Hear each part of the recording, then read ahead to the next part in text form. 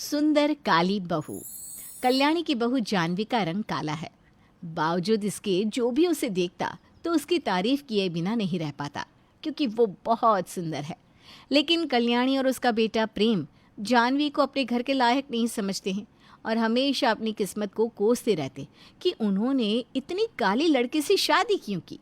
क्या जानवी अपनी सास और पति के दिल से काले रंग को लेकर घृणा के भाव को निकाल पाएगी, या हमेशा उनकी संकीर्ण मानसिकता का शिकार होती रहेगी?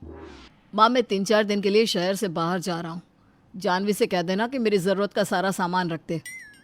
क्यों बेटा, ये अचानक तेरे बाहर जाने की योजना कब बन गई?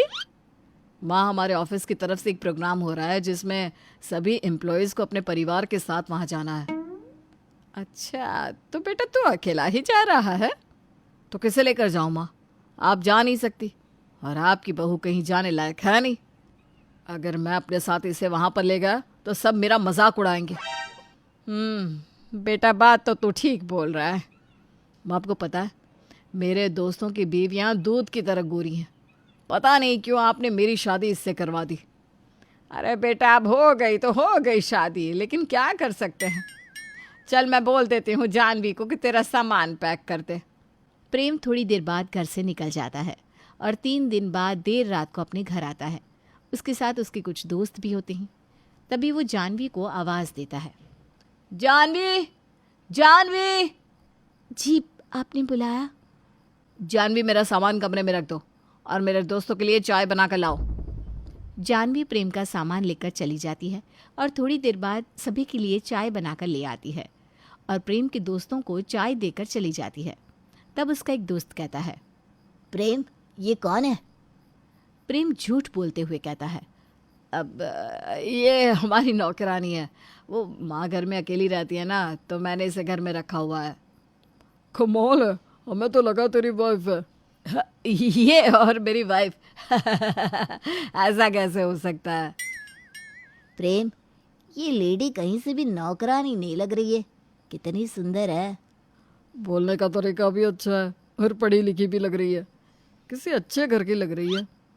अरे क्या यार, तुम दोनों क्यों मेरी नौकरानी के पीछे पड़ गए हो? अच्छा ये बताओ, कल ऑफिस जाओगे या फिर छुट्टी? प्रेम ने अपने दोस्तों की बात काट दी। उधर जानवी ने किचन में से अपने पति की सारी बात सुन ली, जिसे सुनकर उसे बहुत दुख हुआ। जानवी को ये तो पता था कि उसका पति उसे प्यार नहीं करता, लेकिन इस बात का अंदाज़ा नहीं था कि वो उसे अपने ही घर की नौकरानी बना देगा। वो अंदर से पूरी तरह टूट चुकी थी, लेकिन वो किसी से कुछ नहीं कहती। ऐसे ही एक दिन कल्याणी अपनी बहू से कहती है, अरे बहू, मेरे बहन भाई आने वाले हैं, तू जल्दी से उनके लिए खाना बना दे। क्या बनाऊँ माँ जी? मेरे भाई को ना बिरयानी पसंद है और बहन को आलू के पराठे। जी ठीक है माँ जी, मैं बना देती हूँ।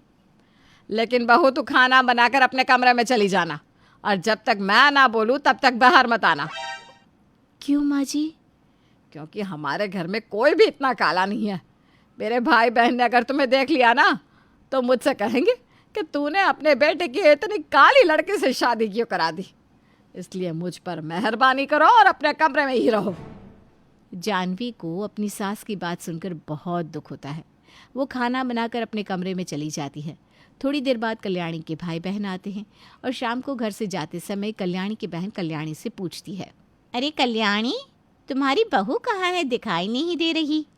अब वो अपने मायके गई है, 2-3 दिन बाद आएगी। हमने तो सोचा कि तुमसे मिलने आ रहे हैं तो तुम्हारी बहू को भी देख लेंगे। चलो कोई ना, फिर कभी मिल लेंगे तुम्हारी बहू से। कल्याणी के भाई बहन वहाँ से चले जाते हैं और इस तरह पूरा दिन जानवी अपने ही कमरे में रहती है। इसी तरह कई दिन बीत जाते हैं। प्रेम का जन्मदिन आता है। जानवी सुबह सुबह प्रेम के पास जाती है और उसे बर्थडे विश करती है। प्रेम जी, जन्मदिन मुबारक हो। ये लीजिए, मैं आपके लिए गिफ्ट लेकर आई हूँ। जानवी, तुम्हारे होते हुए मेरे लिए कुछ भी मुबारक नहीं हो सकता। और तुमसे कितनी बार कहा है कि सुबह सुबह मेरे सामने मत आया करो। अपना गिफ्ट रखो अपने पास, मुझे कुछ नहीं चाहिए। प्रेम जानवी का अपमान करके अपनी माँ के पास चला जाता है। तब उसकी माँ कहती है, जन्मदिन मुबारक हो बेटा। थैंक यू माँ। बेटा, तेरे लिए मैं बर्थडे पार्टी रख रही हूँ। तेरे सारे दोस्तों को बुलाएंगे। तुम मुझे सबके नंबर दे दो। माँ आप घर पर सबको बुलाओगी? नहीं नहीं, कोई ज़रूरत नहीं है किसी को बुलाने की। अरे क्यों बेटा? आप मेरे दोस्तों को बुलाओगी और अपनी बहू का क्या करोगी? मेरे दोस्त पूछेंगे तो क्या जवाब दोगी? हाँ बेटा, बात तो सही कह रहा है तू। इस काली कलूटी की वजह से हम अपने घर में कोई छोटा मोटा प्रोग्राम भी नहीं कर सकते। एक काम करते हैं बेटा, तू शाम को अपने दोस्तों को किसी होटल में बुला ले। मैं भी अपनी सहेलियों और रिश्तेदारों को उसी होटल का पता बता दूंगी। आज तेरा जन्मदिन होटल में ही मनाएंगे। शाम को कल्याणी और प्रेम अपनी बहू को घर पर अकेला छोड़कर जा रहे होते हैं।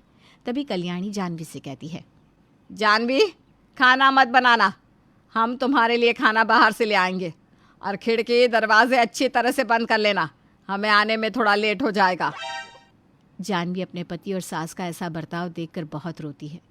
एक दिन प्रेम अपने घर आता है तो उसका चेहरा उतरा हुआ था। उसकी माँ ने उससे पूछा, क्या हुआ बेटा, आज परेशान सा लग रहा है तू? माँ, मेरे बॉस और उसकी माँ खाने पर आ रहे हैं।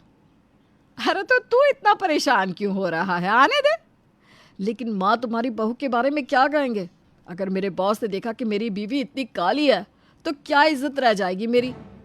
अरे बोल देंगे कि नौकरानी है, क्यों परेशान हो रहा है? कल्याणी जानवी से बोलकर प्रेम के बॉस के लिए सारी तैयारी करवा देती है। जब बॉस और उसकी माँ घर आते हैं तो जानवी उनका बहुत अच्छी तरह से स्वागत करती है। जानवी के हाथ का पका खाना सबको पसंद आता है। तभी बॉस की माँ कल्याणी से कहती है, ये लड़की कौन है? ये हमारी नौकरानी है।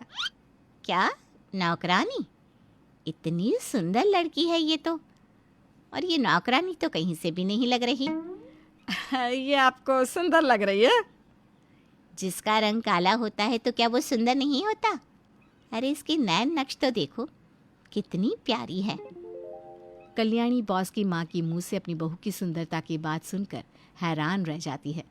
तभी बॉस की माँ दोबारा से कहती है, कल्याणी जी, मुझे और मेरे बेटे को ये लड़की बहुत पसंद है।